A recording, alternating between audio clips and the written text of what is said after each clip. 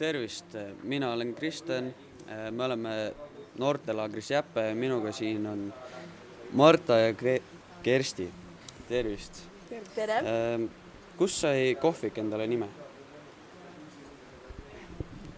Kersti. Mina ei tea. Sellepärast on meie kohviku nimi Ingel, et me kõik oleme siin imelised inglid. Ja kõik, kes meid külastavad, on ka inglid, sellepärast me olemegi inglid. Päris rabav. Miks te töötate kohvikus? Kas nüüd konkreetselt ingli kohvikus või? No, ingli kohvikus, jah. Konkreetselt. Sellepärast, et me noored ei taha keegi Pilistvere suvest ilma jääda, sellepärast me otsime alati võimalusi, mida suvel teha.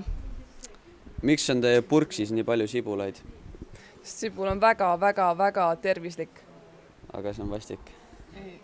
Maitse. Maitse asi. Seda küll. Miks teie kohvikus ei müüda mandariine?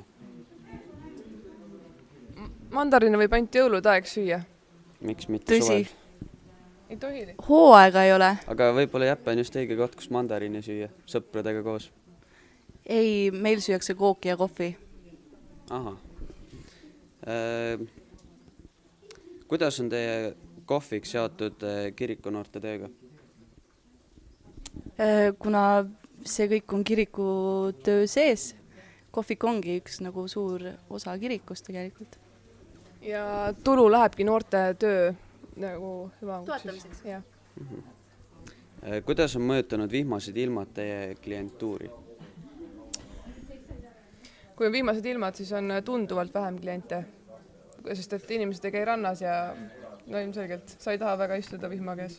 Seda küll. Jah, meil on tulevikuplaan kunagi, mida ma olen mitu korda unes näinud, et meil on kohvikul teine korrus peal, et üleval on terrass ja all on siis nagu vihmase ilma istumise koht. Jah, see oleks tore. Aga siuke intervjuu meil oligi. Jääge ikka plussi vaatama.